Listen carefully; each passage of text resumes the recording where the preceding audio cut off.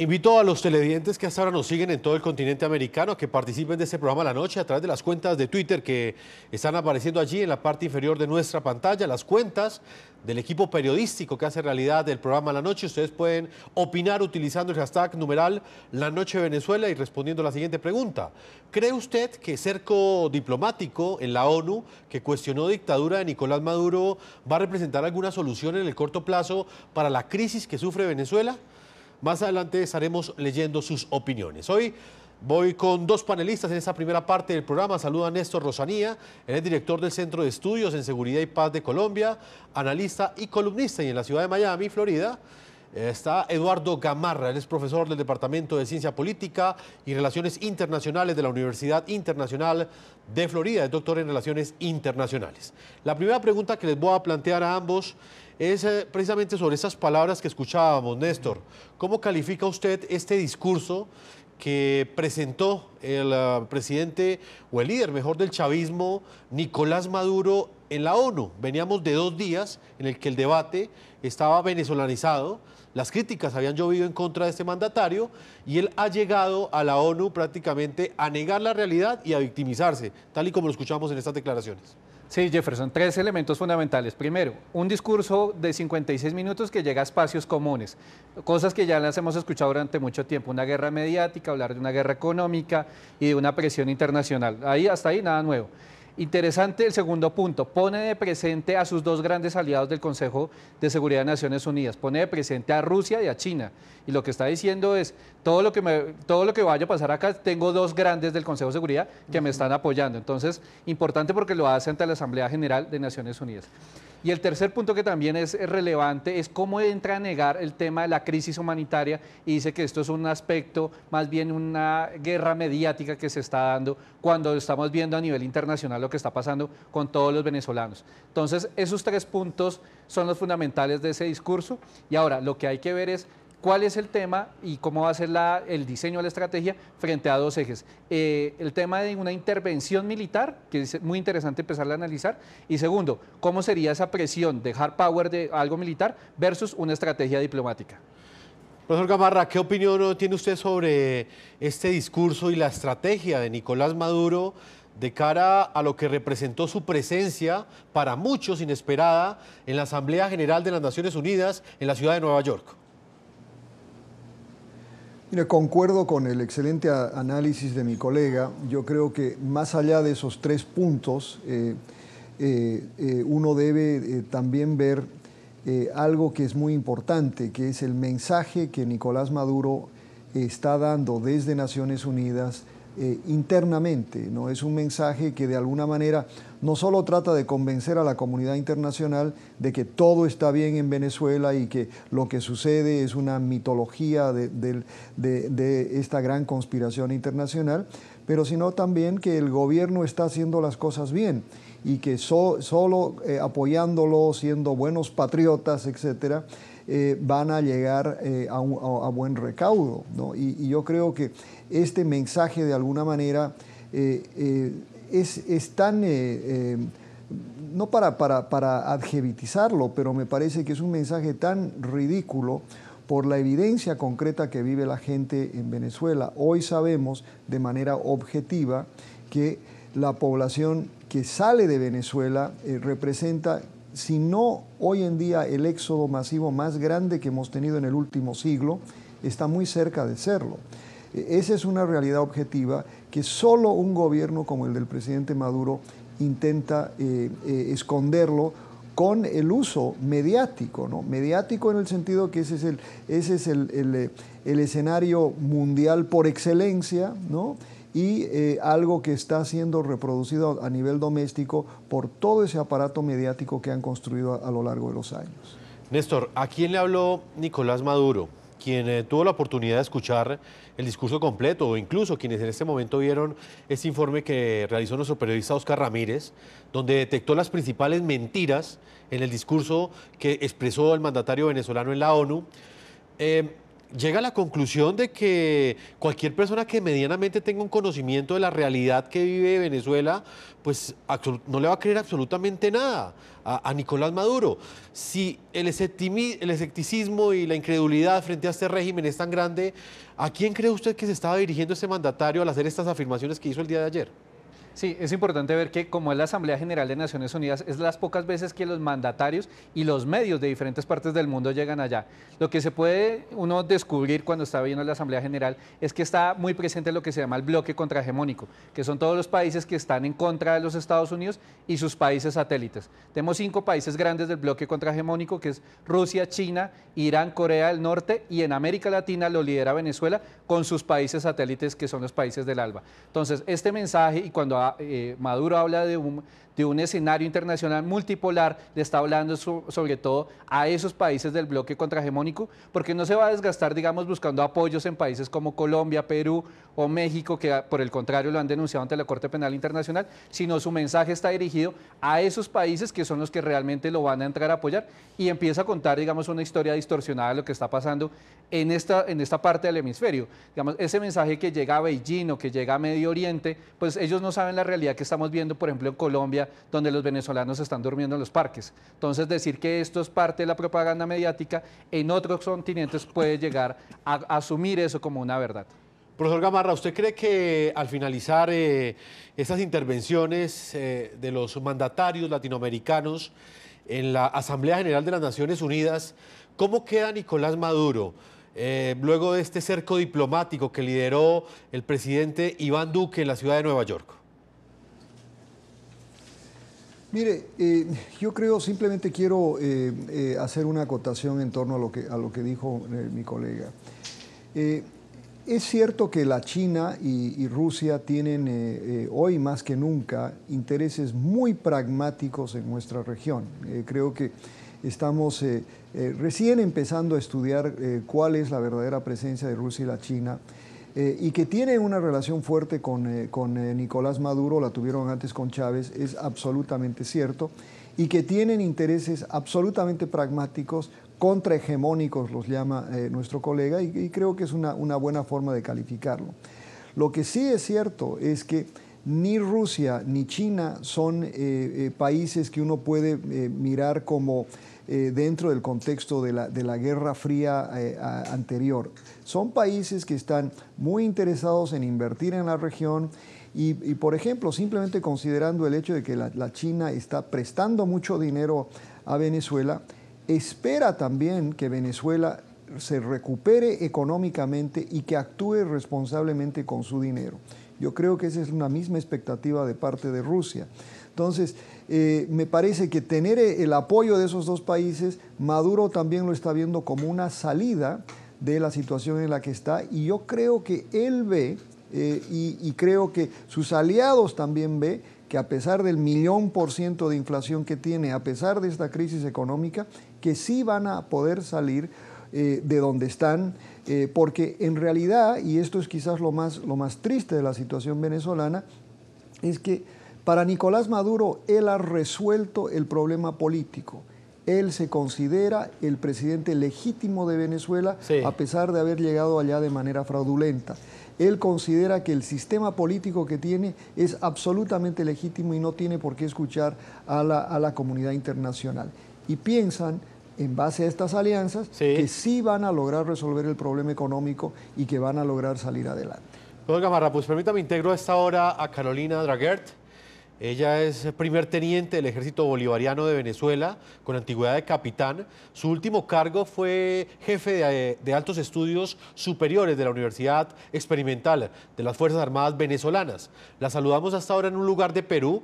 Ella desertó de las fuerzas militares, tuvo que huir, y la hemos invitado el día de hoy para analizar también desde su perspectiva cómo ella entiende estas declaraciones en su condición de militar que se han dado en los últimos días sobre la eventualidad de que militares venezolanos de alguna manera sean los encargados de promover un cambio institucional en su país y el regreso a la democracia. Teniente, bienvenida al programa La Noche, NTN 24. Buenas tardes. Teniente, la primera pregunta que quiero hacerle es, de acuerdo con su experiencia como capitán, como militar venezolana, que tuvo que huir de las Fuerzas Armadas, tal y como usted lo denuncia, ¿usted qué tan probable cree que en este momento al interior de las Fuerzas Armadas se geste algún tipo de movimiento en contra del presidente Nicolás Maduro? Las acciones ya están tomadas y nuestro ejército, y digo nuestro ejército porque yo pertenezco al ejército de Venezuela, soy oficial activo del ejército de Venezuela y hablo con toda la propiedad del mundo. Nuestra tropa está a la espera del gran llamado. Nuestros oficiales subalternos son nuestros aliados y están posicionados en sitios emblemáticos. Necesitamos el apoyo del pueblo y necesitamos el apoyo internacional.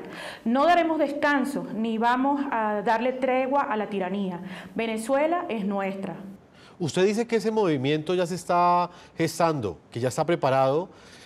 ¿Podría explicarme exactamente a qué se refiere?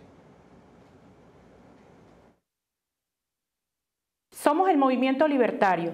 Nosotros somos una fuerza grande de oficiales que logramos escapar con vida, afortunadamente, de la tiranía, de la dictadura de Diosdado Cabello y Maduro, Padrino López y el comandante general del ejército, Chouro Suárez. ¿Cómo se han mantenido fieles los militares al régimen hasta el día de hoy? ¿Cómo el régimen de Nicolás Maduro ha logrado ese respaldo de los máximos mandos de las fuerzas militares? Resulta que el G2 cubano está involucrado de lleno en toda la toma de decisiones de los generales, de los oficiales superiores de nuestro glorioso ejército, de los distintos componentes en general, de la Fuerza Armada como tal. Ellos dirigen, controlan y vigilan de cerca cada movimiento que hacen los oficiales subalternos, la tropa y también los oficiales superiores. Nada es ajeno a alguna decisión que ellos emanen. Ellos dicen A y es A que se hace. Los oficiales subalternos, en este caso llámese tenientes de una estrella, primer teniente, capitanes, están sujetos a órdenes entre comillas, mas ellos saben y tienen, para esto tengo conocimiento de que ellos no van a tomar represalias contra el pueblo y por ello el G2 cubano y el alto mando militar venezolano ha incluido dentro de las filas militares a ladrones, a delincuentes, a criminales, a expresidiarios y los han uniformado, los hacen pasar por militares. Sí. Y ellos son los que han dañado al pueblo venezolano, no son nuestros oficiales. Yo soy muy cercana a los oficiales subalternos y tengo amigos. Ajá. Capitán, en este momento, de acuerdo con lo que usted me acaba de responder, me gustaría saber desde su perspectiva qué tan grande es el inconformismo de las fuerzas militares. Y quiero que me lo responda con total claridad porque lo que uno percibe desde el exterior es que hay una cohesión, hay una lealtad ante ese régimen de Nicolás Maduro. Yo tengo contacto día a día con oficiales subalternos, con tropa profesional que se encuentra en distintas unidades de Venezuela, del ejército y de la aviación. Y ellos lo que quieren es salir rápido de esto porque ellos también son víctimas de lo que está pasando. Sus familias son víctimas de lo que está pasando. Nosotros antes éramos una fuerza armada de respeto, de gallardía, llena de valores, de principios. Hoy en día, lamentablemente, el mundo nos mira como criminales, como personas que no somos ajenos a lo que está pasando y no es así. Los oficiales que hoy en día están dentro y se mantienen pese a tantas circunstancias, tienen miedo por sus vidas. ¿Por qué? Porque ellos han metido dentro de las filas militares a cubanos y venezolanos que le han cambiado la identidad, les han dado cédula nueva, les han borrado su pasado, son gente criminales, las han uniformado y los amedrantan día a día, los amenazan. Nosotros sabemos dónde están, nosotros sabemos quiénes son su familia, nosotros sabemos dónde estudian sus hijos y yo me pongo en su lugar y yo los entiendo, yo les entiendo el silencio y por eso les digo, manténganse firmes donde están, que el momento ustedes los van a saber y necesito que se apoyen en nosotros, porque somos una fuerza armada y tenemos que volver a ser una fuerza armada de respeto. Voy a citar una frase, abro comillas: los militares venezolanos podrían derrocar a Maduro si así lo quisieran, cierro comillas. Estas son las palabras que dijo el presidente Donald Trump en el marco de la Asamblea General de las Naciones Unidas. ¿Usted qué opina de esas palabras? ¿Usted cree que esas declaraciones pueden llegar a tener algún tipo de eco al interior de las fuerzas militares? El presidente Trump no se ha equivocado con lo que ha dicho. Afirmativamente es así. Si nosotros quisiéramos mañana mismo, ya sería la libertad para nuestro país. Sin embargo, necesitamos fuerza política internacional. ¿Por qué? Porque ellos ya sacaron una operación llamada Jaque Mate 2019, que es darnos baja a todos los oficiales subalternos que nos encontramos en las afueras de nuestro país. ¿Por qué? Porque él sabe, Diosdado, Padrino y todos aquellos saben, los militares saben que nosotros tenemos control total de la tropa venezolana. Néstor, ¿qué opinión tiene usted sobre estas declaraciones que planteó el presidente Donald Trump? Él aseguró que los militares venezolanos podrían derrocar a Maduro si así lo quisieran. Es un escenario que en otros momentos se ha planteado, pero llama muchísimo la atención de la manera tan clara y en el escenario en el que lo dijo de manera tan categórica el presidente Donald Trump. Tiene una explicación, Jefferson, es la siguiente: Estados Unidos, después de Irak y Afganistán, sabe que no puede entrar a los países que quisiera hacer una intervención militar con cuerpos de infantería, porque eso es abrir guerras de quinta generación, guerras muy difíciles de llevar. Entonces, ¿qué aprendieron y lo aplicaron en Libia? Generan un espacio de exclusión aéreo, dan todos los elementos, pero a nivel interno ya son los mismos combatientes, los mismos ejércitos, los que entran a derrocar al dictador del momento. Entonces, casi que este es un mensaje en esa lógica, que es los cuerpos militares, la misma población venezolana, es la que tiene que solucionar, en lógica que no veremos, y creo, y todos los análisis militares dan esto, no veremos hombres de infantería de los Estados Unidos en territorio venezolano. Deberían ser las mismas Fuerzas Armadas venezolanas las que, si eso se diera ese escenario, tumbarían al presidente Maduro. Entonces tiene esa lógica también en términos de análisis de intervención militar. Profesor Gamarra, ¿qué opinión tiene usted sobre esas declaraciones que también fueron las intervenciones que llamaron la atención en el marco de esta Asamblea General de las Naciones Unidas? Prácticamente muchos lo interpretaron como un llamado que hizo el presidente Donald Trump a esos militares que están en Venezuela.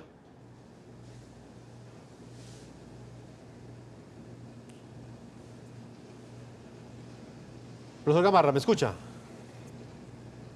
Ahora sí, perdón, hemos estado teniendo problemas de comunicación. No hay problema, estamos en vivo, adelante.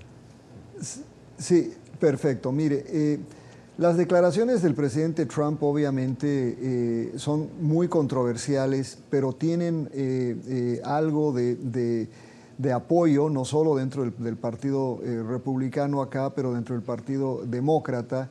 Y como vimos hace poco, también tienen algún tipo de asidero con el mismo secretario general de la OEA, y hay muchos que hoy piensan que una solución militar, sea un golpe o sea algún tipo de intervención, sería una fórmula para salir del régimen actual en Venezuela. Sin embargo, creo que hay que tener muchísima cautela con ese tipo de análisis y con ese tipo de declaraciones. En gran medida porque el que todavía tiene un gran control sobre el territorio nacional es el presidente Maduro, sus Fuerzas Armadas, sean como sean, y la gran presencia cubana que existe en Venezuela.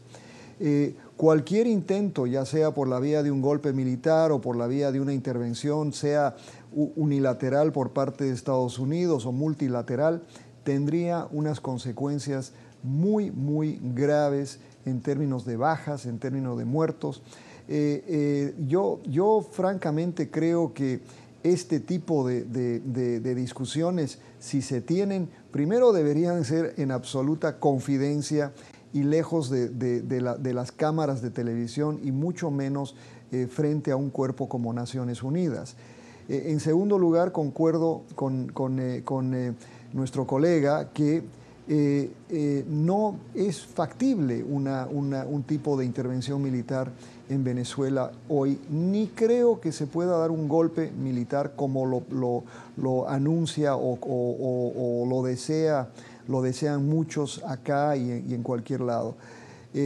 Reitero lo que dije anteriormente, yo lamentablemente pienso que el gobierno de Venezuela tiene control absoluto sobre el poder político en ese país y en el transcurso de los próximos, yo diría 6 meses a 12 meses, no veo cambio alguno. El escenario más probable en Venezuela es, yo diría, la profundización de la crisis y quizás una profundización también de estas alianzas estratégicas con la China, alianzas estratégicas con Rusia, y cada vez más veo una ausencia de una política clara de Washington. Sí. Washington, francamente, no tiene mucho interés en América Latina, hace muchas declaraciones como esta sobre Venezuela que no tienen y no van a tener una consecuencia práctica.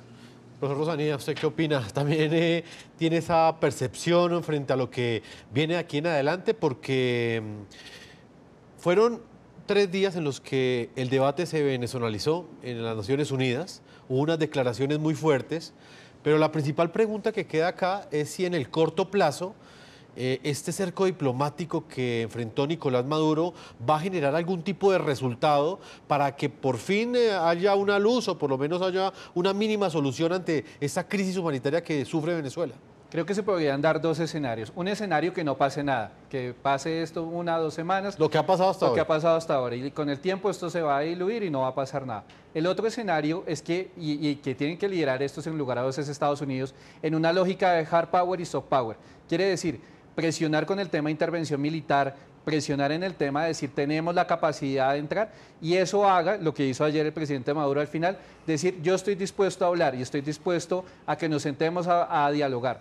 Ese escenario de negociación sería muy parecido al que manejaron con Corea del Norte. Recordemos al presidente Trump que dijo que venía la furia insaciable de Estados Unidos, que el armamento estaba preparado y terminamos en una mesa de negociación con comisiones técnicas. Entonces puede ser que se utiliza el hard power para ablandar el terreno y llegar a una mesa de negociación. Ahora, ¿qué van a negociar? Sería lo interesante. En el caso norcoreano era el tema nuclear. En el caso venezolano sería ¿qué? Adelantar las elecciones o darles una salida y una alternativa para dejar el poder al chavismo. O permitir la entrada de ayuda humanitaria. Exactamente, entonces ahí vendría lo interesante, pero yo creo que si podemos avanzar, Estados Unidos se la jugaría en esa estrategia, poder blando y poder duro. Profesor Eduardo Gamara, yo quiero agradecerle el tiempo que usted le concedió a nuestros televidentes desde la ciudad de Miami. Siempre es un gusto tenerlo aquí en el programa de la noche. Muy amable, gracias. Vamos a marcar una primera pausa a comerciales. Cuando regresemos precisamente estaremos con uno de los protagonistas de esta noticia. Nos estará acompañando Nidia Barraza, ella es portavoz del Departamento de Estado de los Estados Unidos y le vamos a preguntar exactamente eso, profesor Rosanía. ¿Cuáles son esas vías que explorará Estados Unidos si se llega a dar ese encuentro entre Donald Trump y el presidente Nicolás Maduro? ¿Cuáles serían esas condiciones que plantearían los Estados Unidos para que se dé esa reunión que manifestaron tanto el presidente Donald Trump como el mandatario Nicolás Maduro en el marco de la Asamblea General de las Naciones Unidas? Una pausa y ya regresamos a la segunda parte de este programa de la noche.